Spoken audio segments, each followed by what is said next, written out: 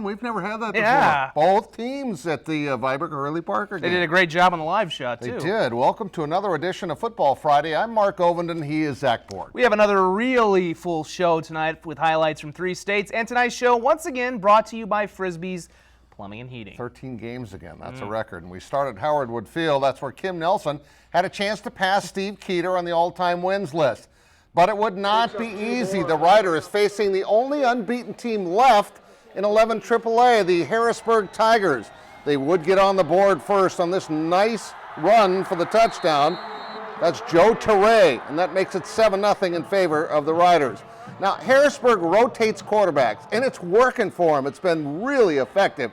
This is the second guy off the bench, Jacob Knuth, to Timon Long, gets the ball all the way down, almost scored.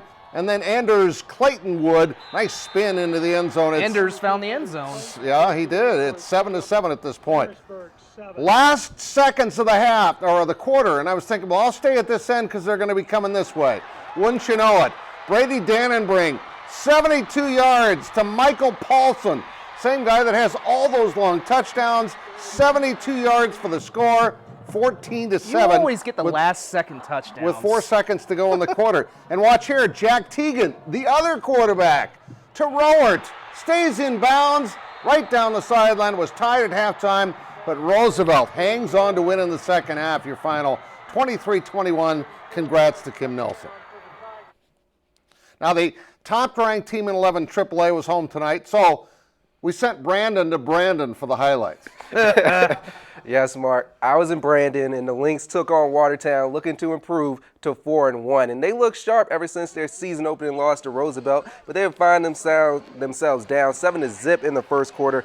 But no stress from the defending champs. They just hand it off to Tate Johnson. He makes a man miss, and he's in the end zone, and we have a tied game. Next possession, they're just going to hand it back to Johnson again. If it isn't broke, don't fix it. Johnson again. No arm tackle is going to bring him down, and he gives the Lynx the 14-7 lead. And Thomas Colton's on the sideline like, when are we going to start passing the ball? Well, how about now, Thomas, because you're going to find Jackson Hilton all alone for the touchdown. They would score 21 points straight and take a 21-14 lead into halftime, and they would get the ball to start the third quarter. And, of course, Skolton's going back to the air as he throws a pretty ball to Austin Vigans, and they would lead 28-14, and they would go on to win 42-28. And the O'Gorman Knights look to bounce back from their homecoming loss to Lincoln last Friday. And tonight, the Cobblers of RC Central were at the MAC first quarter. Knights strike first. Tate Wishart from 3 yards out gives the Knights the 7-0 lead. And OG, they will look to add to that lead, but Jeremy Weedman, he gets the strip sack, and RC Central recovers it, and that sets up Evan O'Rasby for the game-tying score from a couple of yards out. Did you see him jump right over the man? Was that a hurdle or was that a kind of like a skip thing? But yeah, it's a hurdle. Anyway, he scores, and we have a tied game. And the Knights just give it back to their workhorse. Wishart bulldozes his way in for a second touchdown. He goes in standing up. The Knights would stand tall as they win their third game of the season, 58-26. Back to you guys. The top team in 11 AA football, the Pierre Governors, hitting the road for Spearfish tonight. And, well, let's just say they shook off any road-weary travels or whatever. Garrett Stout to Lincoln Kineholtz, 9-yard touchdown. Pierre's already up 14-0 in the first quarter, and they're not done yet. You can make it 21-0 when Stout keeps it and goes 5 yards for the touchdown. This makes it 28-0. And then after a Spearfish turnover, Stout will find Aaron Booth in the end zone. Nice catch going backwards, 35-0. And then with 5:39 left in the first half, Stout going to find his favorite target, Booth, one more time for his second touchdown of the night. And get this score, although we've seen a lot of them from Pierre, 72-0. And there's your Brandon Valley score again, 42-28. Watertown scoring 28 points on BV tonight. Lincoln wins in Aberdeen, 25-13. Lincoln is having a very nice year. They're 4-1. Brookings 49-0. Game of the night, Mitchell and Yankton, 45-42. Huron beats Sturgis 35-13. There's your OG score again as they double up Central. And this just over in 3 overtimes. Stevens kicks a field goal to beat Washington 37-34. It was a happy homecoming for the Raiders. And it was also a happy night for Kim Nelson, his 290th win, passing Steve Keeter as the all-time winningest coach in South Dakota. On to Class 11A, where top-ranked Tea area hosting perennial powerhouse Madison. In this game, well, I tell you what, it's pretty interesting. Chris Reese barreling up the middle, shaking a tackle into the end zone. It's 7-0 now in favor of Madison. Watch this play real closely. I was trying to watch it through my viewfinder. Where's the ball? P.J. Parmalee has the ball. Wow. It's a touchdown for T. They couldn't get their offense going at all, so they score with their defense. Just like last week. Yep. Now watch.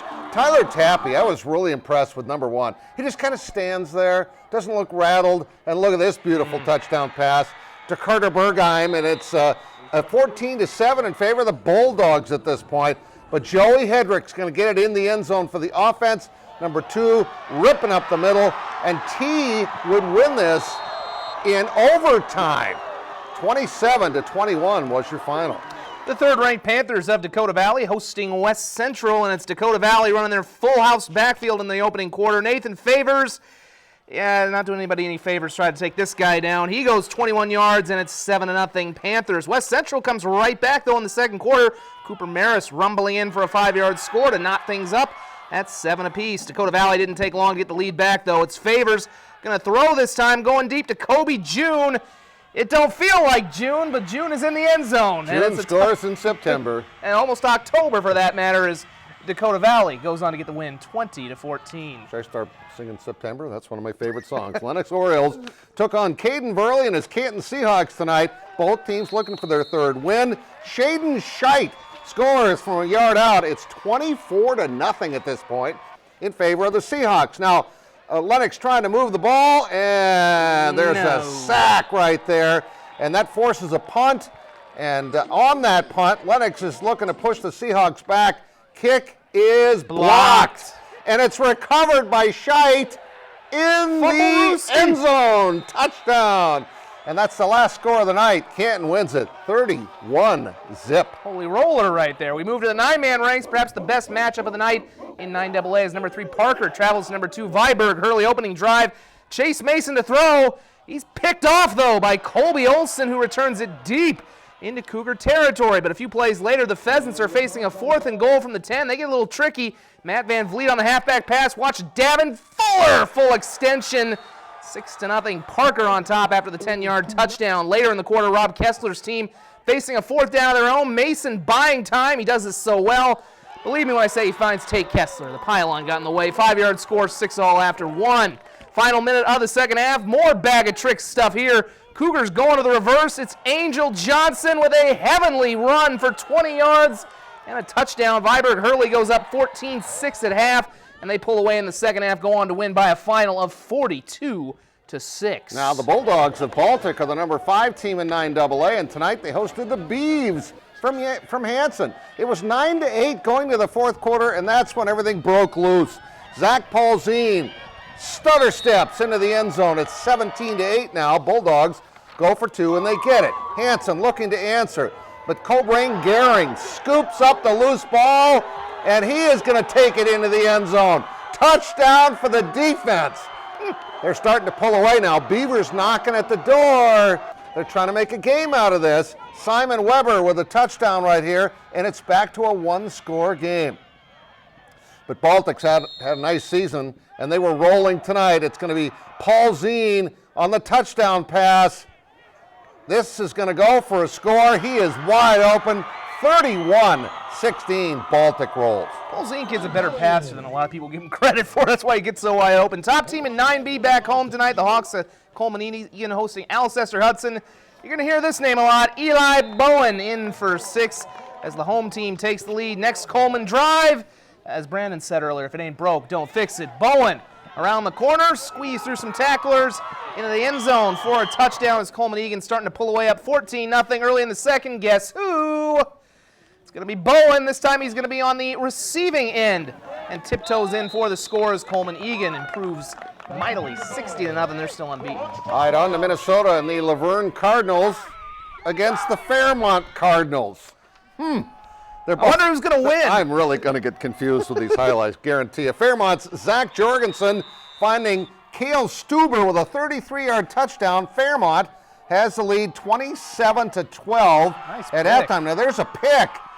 by Jacob Von Tersch of the Cardinals, of the Luverne Cardinals. And he's going to score the touchdown on Casey Sear's pass, but it was just not enough. Fairmont with the win tonight, 40-20. The Arrows of Pipestone also 3-0. Their only loss was by 1 point to Luverne. Tonight they host Blue Earth. First quarter, Pipestone's Jason Steenstra is off to the races on a 49-yard touchdown for number 40. That makes it 6-0 Arrows. Blue Earth answers right back. They go down the field, and it's Kobe Nagel keeping and getting into the end zone as Blue Earth takes a 7-6 lead as they do kick their extra point. Pipestone trying to answer on a 3rd and long. JT Tinklenberg finds Lucas Winter. Nice. And this one goes 50 yards for the touchdown. Final score as he gets a leap into the end zone is Pipestone winning 40-21. And finally, in Iowa, Western Christian was trying to stay perfect. We got one more highlight for you through 5 with the win over Unity Christian. We don't have those? Oh, well, darn it. We had them, we shot them, but we don't have them. Western Christian wins at 34-6. Pipestone over Blue Earth 40-21. Luverne beats Fairmont. There's your Colman-Egan score, 60-20. Baltic over Hanson. It was Viborg-Hurley 42-6. Canton blanking Lennox. Dakota Valley wins over West Central by 6. Tea area in overtime. Britton Heckler wins 14-6 over Dual and a dandy.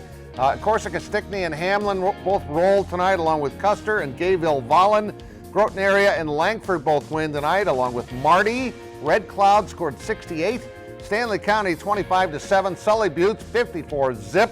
Webster having a great year. The Bulldogs have not lost this season. Hills Beaver Creek having a great year as well. Look at Jackson County Central. Yeah, they're having a really Thought about good shooting year. that game tonight. 73-7.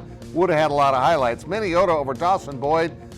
Murray County Central and Spencer both win tonight, along with, look at West Lyon and West Sioux. Add them up, 101-0. Guessing Hunter Deckers might have set some records. I would guess. Bonham wins tonight over Kimball White Lake. Burke, 54-6. Del Rapids scores 35 points tonight. A winner beats MVP in a low-scoring game. Arlington Lake Preston and Bridgewater Emory victorious, along with Chamberlain and Sioux Falls Christian 55-23. Warner beats Northwestern, and EPJ in a great comeback beats Beersford 27-26.